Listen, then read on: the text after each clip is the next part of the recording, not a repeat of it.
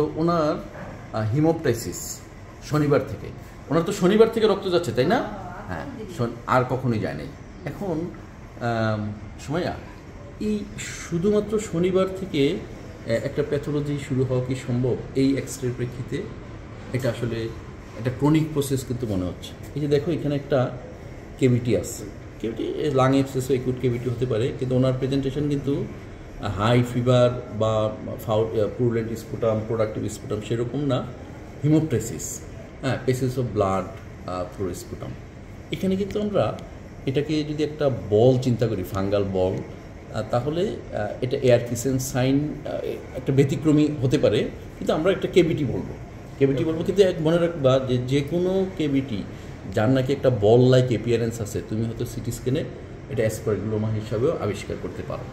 এখানে যে right upper জোনে তার পেচি অপাসিটি আছে এবং এটা সাজেস্টিভ অফ টিউবারকুলোসিস, কিন্তু সেটা একটু শনিবার থেকে এরকম এক্সরে ডেভেলপ করবে, that may be explain by pneumonia, not by tuberculosis. আমরা সিটি স্ক্যানটা দেখি। তামজিদ, এখানে এই সিটি স্ক্যানে আমরা কি দেখতে পাচ্ছি? সিটি স্ক্যানে কিন্তু এই টিপিক্যাল ফাঙ্গাল বল, তাই না? একটা ফাঙ্গাল বল, এমনও হতে পারে এখানে যে কেভিটি, এই যে কেভিটিগুলি আছে, তারপর এখানে ফাঙ্গাল বল আছে, কিন্তু ফাঙ্গাল বল তো আর একদিনে হয়ে যাবে না। এমনও হতে পারে যে ওনার কিন্তু কোনো এন্টিটিভি খাওয়ার কোনো হিস্ট্রি নাই। অনেক সময় একটা সার্টেন পার্সেন্টেজ কিন্তু টিউবারকুলোসিস অটো তোমার মানে কিউর হয়ে যায়, কিন্তু টিবি হয়েছিল, কিউর হয়ে গেছে, ওইখানে একটা কেভিটি তৈরি করে তারপর চলে গেছে, সেখানে তোমার অ্যাসপারগিলাসগুলি গিয়ে যে বাবুই পাখির মতো বাসা বাঁধছে এবং একটা বল তৈরি করছে। এই জন্য আমরা এটাকে কী বলি? অ্যাসপারগিলোমা। এখানে তুমি তামজিদ আরেকটা জিনিস খেয়াল করো যে এখানে কিন্তু আমরা কি পাচ্ছি? এখানে টি ইন বার্ড অ্যাপিয়ারেন্স পাচ্ছি, তুমি একদম টিপিক্যাল টি ইন বার্ড পাচ্ছি, যেটা নাকি অ্যান্ড্রোবঙ্কিয়াল টিউবারকুলোসিস সাজেস্ট করে। আবার দেখি যে এখানে এই যে টি ইন বার্ড অ্যাপিয়ারেন্স আমি পাচ্ছি, যেটা অ্যান্ড্রোবঙ্কিয়াল টিউবারকুলোসিস সাজেস্ট করে। এখন সব কিছু তোমার typical T in bird appearance. এখানে এই ফাঙ্গাল বলটা দেখো এই সেকশনে আরও ক্লিয়ার দেখা যাচ্ছে, তাই না? এখানে একটা বল, এখানে তোমার গ্যাস শ্যাডো। হ্যাঁ, কোনটা তামজিদ, কি প্রশ্ন? হ্যাঁ, এখানে তো তোমার হচ্ছে কেভিটি আছে এবং একই সঙ্গে তোমার টি ইন বার্ড অ্যাপিয়ারেন্স আছে, এবং এই পেশেন্টের জিন এক্সপার্ট পজিটিভ হওয়ার কথা না হলেও 100% সেন্সিটিভ বলে তো কথা নেই। আর এখন ওনার হিমোপটাইসিস হচ্ছে, তুমি চাইলেও টেস্ট করতে পারছো না। আমরা একটা কাজ করতে পারি যে একটা ব্রঙ্কোস্কোপি করতে পারি। ব্রঙ্কোস্কোপি করে তোমার বল এবং আদার ডিফারেন্সিয়াল ডায়াগনোসিসগুলি আমরা এক্সক্লুড করতে পারি, এবং most likely patient has tuberculosis. এবং পেশেন্ট, আচ্ছা, ওনার তো জ্বর আছে না অনেক দিন ধরে? জ্বর কতদিন বলেন তো? 1 বছর ধরে জ্বর, কিন্তু যেহেতু হিমোপটাইসিসের মতো ক্যাটাস্ট্রফি কখনো হয় নাই, সেই জন্য হয় কি উনি টার্সিয়ারি লেভেল পর্যন্ত আসে নাই, অত জ্বর হয়েছে, অ্যান্টিবায়োটিক খাচ্ছে, তারপরে লোকাল কোথাও গিয়েছে, সেখানে তোমার জ্বরের ওষুধ দিয়েছে, ওইটা কি ওনার ট্রিটমেন্ট হিসাবে নিয়েছে, আমরা তো আগে কথা বলে জানলাম। কিন্তু এখনও কাশির সাথে রক্ত যাচ্ছে, তাই না? সেই জন্য আপনার কফ পরীক্ষা করাতে পারছে না।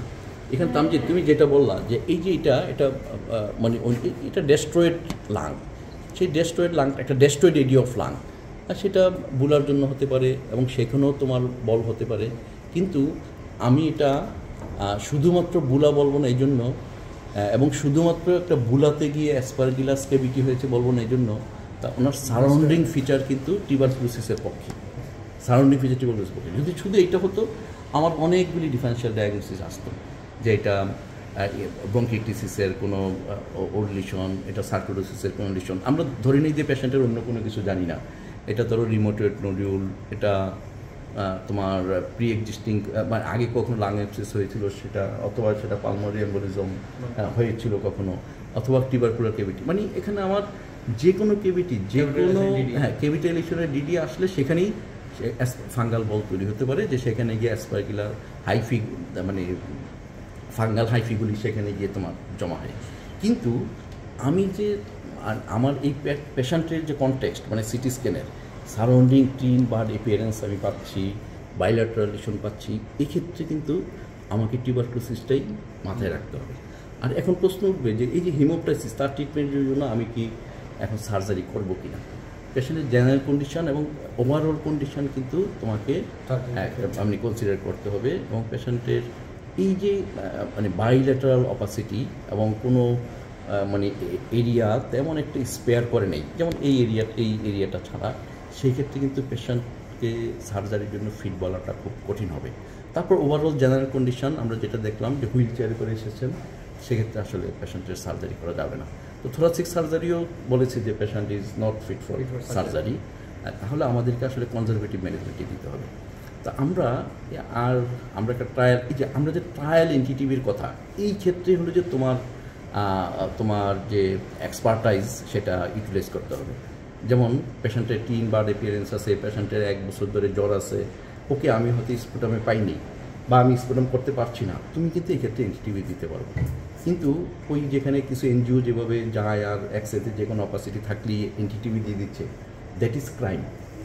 This is the typical case যে পেশেন্টের আমি স্পুটাম টেস্ট করতে পারছি না, অথবা পেশেন্ট যদি বলে যে আমি আগে করেছিলাম তোমাকে ডকুমেন্ট দেখাতে পারছে না, but patient has such type of city chest finding, সেক্ষেত্রে তুমি উইদাউট ডিলে তাকে কিন্তু এনটিটিভি দিতে পারো এই সিচুয়েশনগুলিতে। সেই জন্যই তোমাকে রাইট দিছে যে রেডিওলজিক্যাল ফিচার দিয়ে এক্সপার্ট ডক্টর দিতে পারবে। কিন্তু আমি একসাথে যে কোনো অপাসিটি অন্য একটা অপাসিটি দেখে পেশেন্টের কাশি আছে, আইএলডির অপাসিটি পেশেন্টের কাশি আছে, তাকে দিয়ে দিচ্ছি, একটা ক্যালসিফিকেশন পেশেন্টের কাশি আছে দিয়ে দিচ্ছি, সেটা কিন্তু আমাদের বিভিন্ন এনজিও, আমি নাম বলছি না, এনজিওগুলি কিন্তু খুব মানে এক রকমের ক্রাইম করছে আমাদের পেশেন্টদের প্রতি। তাহলে সোমবার নাকি শনিবার করে?